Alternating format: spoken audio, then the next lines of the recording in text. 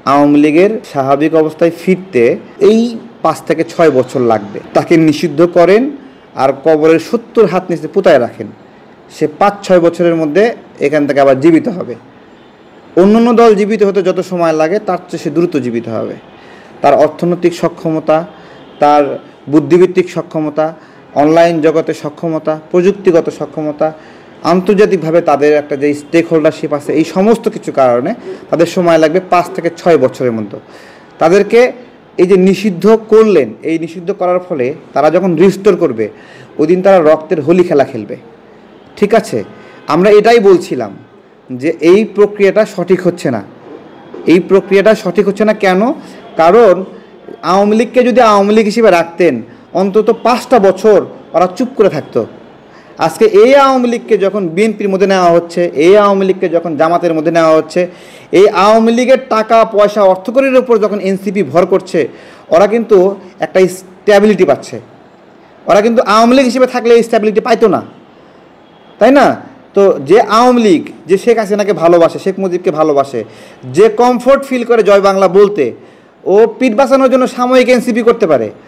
ও যখন স্পেস পাবে তখন ওইখানে ঘুরায়ে কইসা একটা চট দিবে এনসিপিরে। বহুত বাটপারি করছে, সর এখান থেকে। এটা করবে না, ওরা করবে না।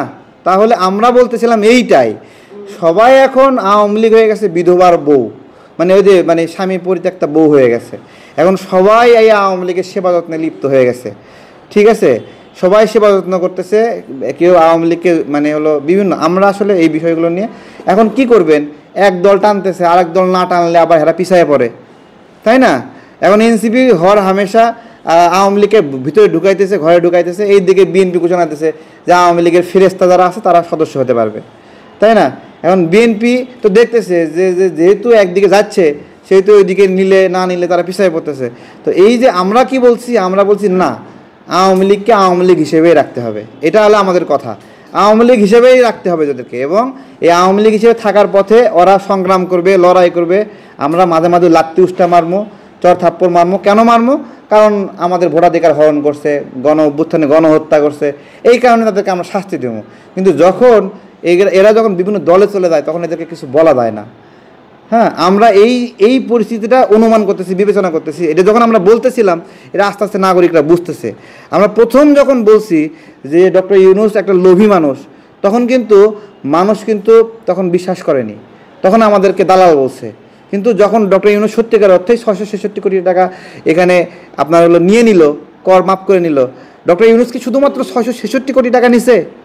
না, ডক্টর ইউনূসের কর ফাঁকি নিয়ে এর আগে বহুত নিউজ হয়েছে, বহুত নিউজ হয়েছে। তার গ্রামীণ ফোন দফায় দফায় হাজার হাজার কোটি টাকা কর ফাঁকির জন্য ষড়যন্ত্র করছে।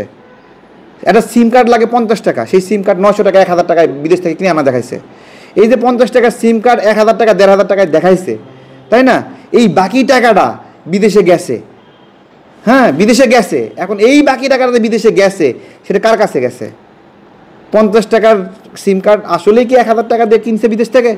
বিদেশে টাকাটাই গেল, ওটা কি আসলে ওই সিম কোম্পানিকে দিছে, নাকি সিস্টেমে যেখানে যাওয়ার কথা সেখানে গেছে?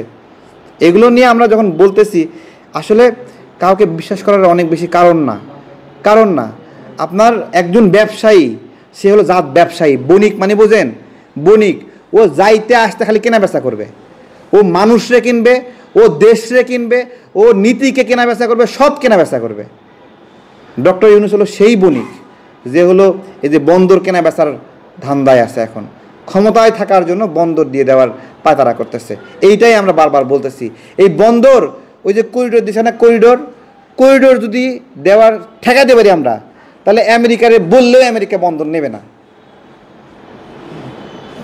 আমি দুটো মিল আছে তো। অনেকে শুধু বন্দর করতেছে যে বন্দর উন্নতি হবে, এই উন্নতি হবে, এই উন্নয়ন হবে। কী বলতেছে? যে বন্দরের লোকেরা দুর্নীতি করে, এই জন্য বন্দরকে বিদেশের হাতে দিয়ে দিবে, এই তো। আচ্ছা, এখন আপনার একটা বউ আছে, আপনি একটা খারাপ মানুষ। এখন আপনার বউ হলো আপনার বউ, আপনি হলো খারাপ মানুষ। এখন আপনি খারাপ মানুষ, এই জন্য বউকে আরেকজনের কাছে দিয়ে দিবেন? মানে আমার দেশের মানুষ খারাপ, দুর্নীতি করে, এই জন্য আমার দেশকে আমি মানুষের হাতে কর্তৃত্ব দিয়ে দেবো? হ্যাঁ, আমার বন্দরের মানুষ যদি দুর্নীতি করে আমি ঠিক করবো, কোন কোন জায়গায় ভুল আছে ঠিক করবো। আর আমি যদি ঠিক করতে না পারি আরেকজন হাতে দিয়ে দেবো, দেশেরই মধ্যে আরেকজন হাতে দিয়ে দেবো। ডক্টর ইউনূস বন্দর যদি ঠিক করতে না পারে সে নেতৃত্ব দেবে না, সে সরকারে থাকবে না। যে ঠিক করতে পারবে, যে চালাতে পারবে সে সরকারে থাকবে, সহজ হিসাব। হ্যাঁ, চালাতে পারবে না দেখে বিদেশির হাতে দিয়ে দেবে। তো এই যে গার্মেন্টসের তো শৃঙ্খলা নিয়ন্ত্রণ করতে পারতেছেন না, তা গার্মেন্টস দিয়ে দেন ইন্ডিয়ার হাতে, দিয়ে দেন ইন্ডিয়ার হাতে, তাই না? এগুলো ন্যারেটিভগুলো মানুষ যার মতো। আমি বলছিলাম ওই দিন যে পাবনায় একটা আছে, এমপি আছে পাবনায়, সেই এমপি ধর্ষণ করছে। এখন মহিলা ধর্ষণে বিচার চায় না, মহিলা চায় হলো বিয়ে করতে। এখন বেচারা এমপি দেখে মহিলা বিয়ে করতে চায়। বেচারা যদি রাখাল হতো তাহলে বেচারা ওই মহিলা কি বিয়ে করতে চাইতো? হ্যাঁ, তো এখন আমাদের বন্দর ধর্ষিত হয়েছে আমেরিকার দ্বারা। এখন আমেরিকা বড় লোক, এই জন্য এইখানে কিছু নাগরিকরা মনে করতেছে না, যেহেতু আমেরিকা ধর্ষণ করছে সেহেতু কাজটা সঠিক করছে, এখন একটা বন্দোবস্ত করো। এটা তো হইতে পারে না ভাই। আমার দেশের বন্দর, এটা ভাই আমাদের, এখানে আমরা নিয়ন্ত্রণ করবো, কর্তৃত্ব তুলবো। এখানে টাকা তুললে আমরা তুলবো, বিদেশি কোম্পানিকে দিব, ওরা কী করবে? এখান থেকে টেয়া তুলবে, টেয়া তুলে সেই টেয়াটা লয়ে যাবে, এটাই তো নাকি? সেই টাকা আমার বন্দর রেডিমেড আছে। এই যে নিউ মোরিং বন্দর, এটা রেডিমেড বন্দর আমার। এই নিউ মোরিং বন্দর আমার রেডিমেড বন্দর। ওরা কী করতেছে, এই বন্দরে এখন সবচেয়ে বড় হলো টার্মিনাল। এই সবচেয়ে বড় টার্মিনাল দিয়ে দিবে আমেরিকার হাতে। দুবাইয়ের ডিপি ওয়ার্ল্ড বলতেছে যে এটা তো আমেরিকার নেভির একটা অঙ্গ সংগঠনের মতো, তার হাতে দিয়ে দিবে, তাই না? আমার রেডিমেড হয়ে থাকা বন্দর দিবে কেন? একটা নতুন জায়গা দাও, ওখানে বানায় নেক। এই বানাতে টাকা লাগছে না বাংলাদেশ এখন যে টাকা এখানে ইনভেস্ট করছে, যে প্রতিষ্ঠান এখানে চালায়, তারা যে ইনভেস্ট করছে, তারা বাংলাদেশের প্রতিষ্ঠান না? থাবা দিয়ে কেড়ে নেবেন? হ্যাঁ, বাংলাদেশ যে ইনভেস্ট করলো ওই টাকা কি উঠছে এখান থেকে? তো ওই টাকা না ওঠা পর্যন্ত আপনি আরেকজনের কাছে দিয়ে দিচ্ছেন। কাজ শেষ হচ্ছে কেবল 2023 সালে, তো 23 সাল হলে আরও 10 বছর লাগবে টাকা উঠতে, তাই না? তা সেটা আপনি আরেকজনের হাতে তুলে দিচ্ছেন কেন? আরেকটা ফাঁকা জায়গা দেন, সেখানে করুক, করে চকচকা একবারে পকপকা বানায় দেখ, সমস্যা নাই। টাইলস লাগাবে, যা লাগাবে সব লাগাবে, লুকিং গ্লাস লাগাবে, চারদিকে একবার এসি লাগাবে বন্দরের মধ্যে, সমস্যা আছে? লাগাক, ওদের টাকা বিষয় হচ্ছে লাগা করা। নতুন জায়গা দেন এক জায়গায়। আমার সম্পদ, আমার বন্দর, আমার তেল, আমার গ্যাস, আমার জলজ সম্পদ। এই যে দেখেন পানি, আমার বাংলাদেশে পানি, মাটির নিচে পানি কিনলে অ্যাকুয়াফিনা এখানে আসে পানি তোলে, পানি তুলে আমার কাছে বিক্রি করে। এর চেয়ে বড় মস্করা আছে? আমার জমির নিচে পানি, এই যে পেপসি কোম্পানি, কোকাকোলা কোম্পানি এখান থেকে মাটির নিচ থেকে তুলে আমার কাছে বিক্রি করে। আমি কত বড় গাধা?